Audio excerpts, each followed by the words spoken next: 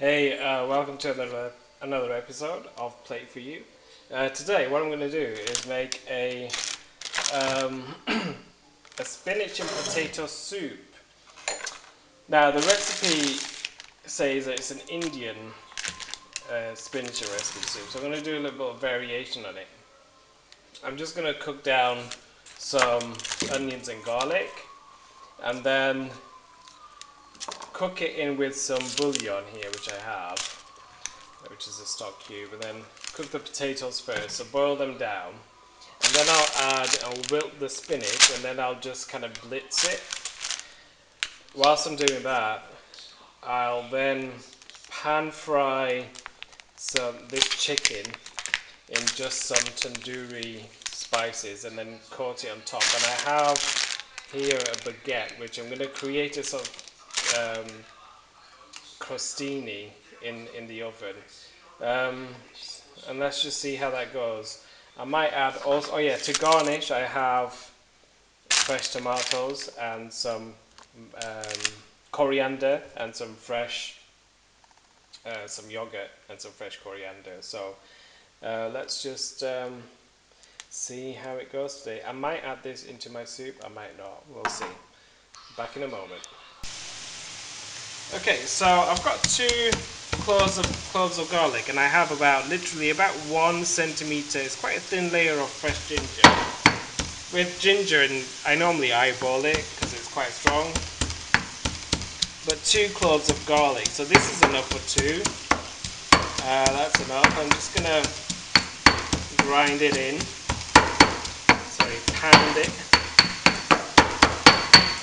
I've not seasoned it because I'm going to add seasoning anyway. So if you look now, I used oil. In my previous video I said oil has a high burn temperature, so it's easy to use, especially when you're quick for time and you want to brown your onions quite quickly in like 5-10 minutes. So I'm going to wait for a couple of minutes until my onions are translucent. Add a pinch of salt, throw this in, and then I will add in my stock cube and then the potatoes in water. Let that boil a bit, and then wilt the spinach and then blitz it. So back in a moment. Okay, so if you look at that, they're nice and browned. Now where is the seasoning, you might ask? So this is all I'm going to do for seasoning, because what I'm going to do is later on is show you how we add some depth of flavour, and we just simply do that by pan frying chicken with some spices, and I have some tandoori spices today. So I'm just going to now I'll take these potatoes out of the water and then put them in, and then add some water and let that boil, cook down, and then after I've done that, I'm going to start on my crostini bread.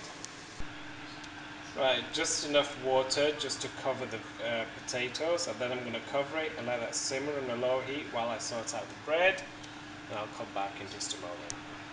Okay, so what I've done now is I've just lightly oiled the bread, that baguette that I had. I'm just going to lightly salt it. I've put some fresh coriander on, and when they come out of the oven, I'm just going to rub down some fresh garlic on it. So I'm just going to wait for them to crisp up a bit. They should take about 10 minutes in about 200 degrees Celsius oven. So back in a moment with these. Okay, so I've just taken out the chicken from the package. I'm just going to add about less than about half a lemon. I've already rinsed it out with a bit of lemon because when I opened it, it's all this gooey stuff which I didn't like. Gooey chicken stuff. A pinch of salt.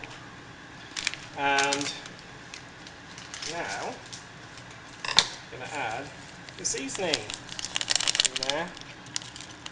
What we call, and you can see already, oh, this is where you're going to get the flavors from, right? So these are tandoori flavor spices. And that's why you normally add lemon to tandoori, to give it that tartness, to bring that tartness out. I'm going to reduce the heat on my soup. Well, the potatoes only need about 10 minutes. And now, that's it. That's it. I'm not looking for. This doesn't need to be marinated. This is just going to be what we call a tikka, which really the process of a tikka is just literally means sticking the spices onto the meat. So that is warm enough now, I think. Let me bring this camera forward and oh, it's not warm enough. Alright, there you go. I'm going to cook these off, and I'm going to add this to the soup. Once the soup is done, and then I'll dress it with coriander, some fresh tomato, and also maybe a sprig of lemon. I mean a squeeze of lemon. And what else? I have a bit of white yogurt, well, plain yogurt. I mean, so yeah, back in a moment with these. So on a medium heat, about literally 4 or 5 minutes on each side. That should be it.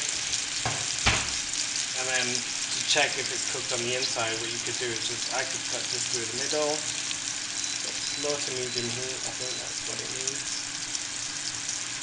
Just check if it's, see that, it's cooking. Don't know if you can see it. Turn that light around. Yeah. There you go.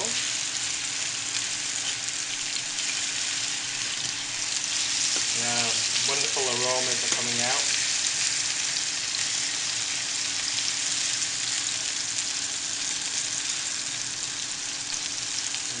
So, I'm ready to plate. All I need to do now is finish cooking the chicken, and once that potatoes are done, I'll add the spinach, I'll blitz it, and then I'll serve. So, back in a moment. Okay, so as you can see, they're nice and hard, right? So I'm just gonna get some flavor on it, rub some flavor. So when we eat, you're gonna get all those wonderful layers of flavor from all over the place. And that's the best thing about cooking. And it's just about being aware of where all your flavors are coming from and what you're doing to create those flavors, really. It doesn't have to be as complicated as you might think. And subtle flavors really is really what it's all about. I mean, if you see here, I'm not rubbing down exceptionally, just a little bit of garlic. That's all it needs really. Just to brush it lightly. You see here. You know, they say a watched kettle never boils. But I'm kind of waiting for the potatoes to have cooked down, so if I just see now, I just go like gently there, then I know they've cooked. If I just gently tap the potatoes and they kind of cut with my spoon, if I can cut my potatoes with my spoon gently, then that's done. Okay, so maybe you want to see the spinach go again? All I want to do is wilt it. So in actual fact, what I could do is take the soup off the heat. I've just checked for seasoning. In my previous video I said every time you add ingredients you do need to season with salt and pepper.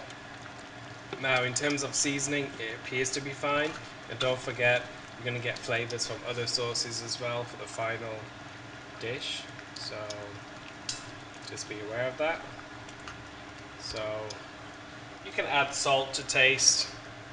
I might do that now. A little pinch of salt, tiny pinch of salt, that's enough. And there we go, mash it all in. I did add another cup of water because I thought by the time this potato, I'm going to blitz it in a blender, so that will add bring a lot of starch out and thickness out into the soup. That's it. That should be enough now. And it should be ready to blend, so it's wilted enough sufficiently. Next thing is just to blend.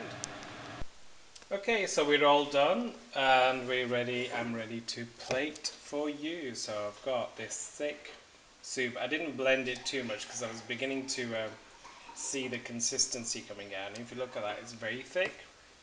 This is what we call a mealtime soup in Dutch, a maaltijd soup. But in English, it's just a thick dinner soup, I suppose. A soup for dinner now. You see that? Very thick. What we want to do is add, like I said, this is lightly seasoned just with some salt and pepper and some stock cubes. So what do we have to do? We need to add some flavoring. So I'm just going to do this here. Flavoring came from the chicken. So I'm going to just dress that there. Little 3 pieces. I will dress it a bit more later. And some more flavors as well coming from some fresh tomato and some fresh coriander or cilantro. That's what you call it in America. I'm going to put a squeeze of lemon there and finish it off with a drizzle of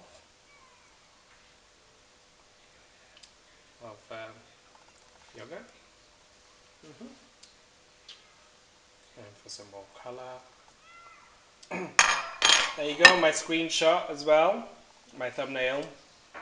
Thank you so much for watching. Have a go, try it at home. Oh, that's nice. Don't forget to like, comment and subscribe. Take it easy.